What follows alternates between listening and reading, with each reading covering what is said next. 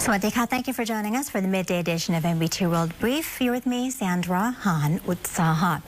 In our first story, Their Majesties the King and Queen attended a state dinner hosted by French President Emmanuel Macron following high-level talks at the Élysée Palace, underscoring the growing partnership between Thailand and France.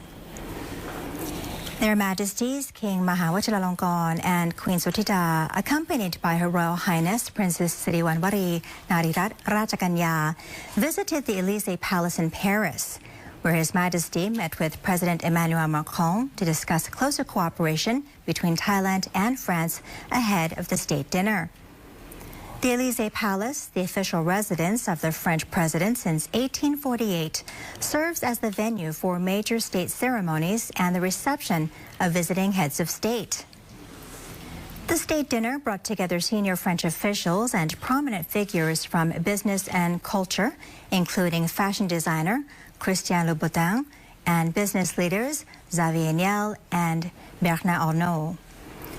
The visit, taking place from June 28th to July 2nd at the invitation of President Macron, marks the first official state visit by a Thai monarch to France in decades and reflects the two countries' commitment to elevating relations towards a strategic partnership. Thailand and France share more than 3 centuries of diplomatic ties, marked by royal exchanges over the years. King Chulalongkorn visited Paris in 1907 to inspect the casting of Bangkok's iconic equestrian statue. In 1934, King Prachadipok and Queen Ramphaipani received a warm welcome from the French president at the Élysée Palace.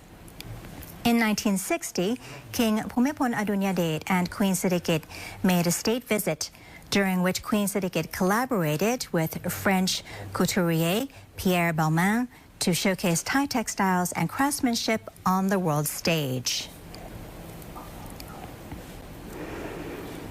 The 1st Army Region says new restrictions in the border area of Sakhael province are not a curfew but temporary security measures aimed at preventing illegal crossings and ensuring public safety. The Bodapha Task Force has reinforced security along the Thai-Cambodian border in Koksung district of Sakhael province by installing additional razor wire and tightening access around Ban Nong Chan. The military says the measures are designed to prevent illegal border crossings, keep unauthorized visitors out of sensitive areas, and protect residents from unexploded ordnance found in the area. Under the new rules, access to the controlled area is prohibited from 6 p.m. to 6 a.m. However, residents are not under curfew and may continue their normal activities. Farmers with land inside the controlled zone are allowed to enter between 6 a.m. and 6 p.m. through a designated checkpoint after registering with authorities. The 1st Army Region also said the restrictions are intended to stop outsiders from entering military-controlled areas to create online content or exploit the sensitive border situation while land surveys are underway. The military reaffirmed that it continues to comply with the Thai-Cambodian joint statement while maintaining border patrols to prevent illegal immigration, drug trafficking, and other cross-border crimes. Thailand is strengthening efforts to tackle cross-border PM2.5 pollution after new wildfires were detected in neighboring Laos. The Ministry of Natural Resources and Environment has ordered a stronger response to cross-border haze by setting up a joint monitoring war room with military and environmental agencies. Officials say 4 wildfire hotspots have now been detected in Laos, most recently in Vientiane province.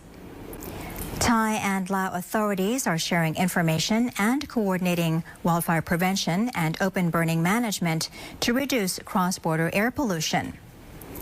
Thailand also plans to expand cooperation with neighboring countries to improve haze monitoring and reduce the impact of transboundary pollution on air quality and public health.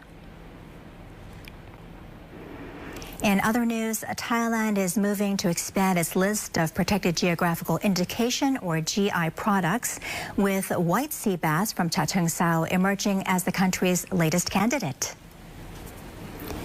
The Department of Intellectual Property has launched a program in Chaotengsao Province to strengthen quality standards for the province's 5 registered GI products, while promoting Banpo white sea bass as a potential 6th. More than 150 producers, entrepreneurs, and quality inspectors attended training on internal quality control systems, GI certification, and strategies for marketing GI products in Thailand and overseas.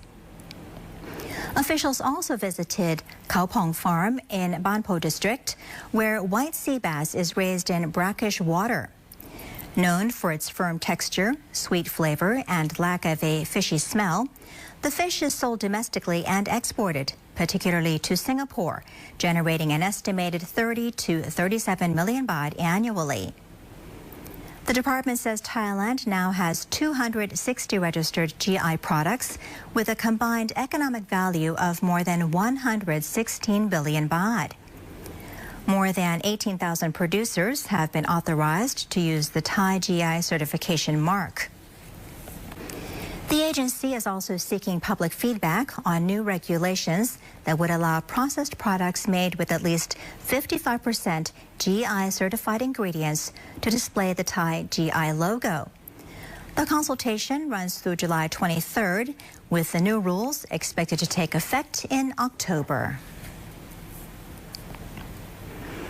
And a small museum in southern Thailand is drawing growing interest from visitors by preserving rare artifacts and offering a glimpse into the country's history and traditional way of life. Rare antiques and historical collectibles are on display at the Benyaran Museum in the Guatung district of Phang Nga province.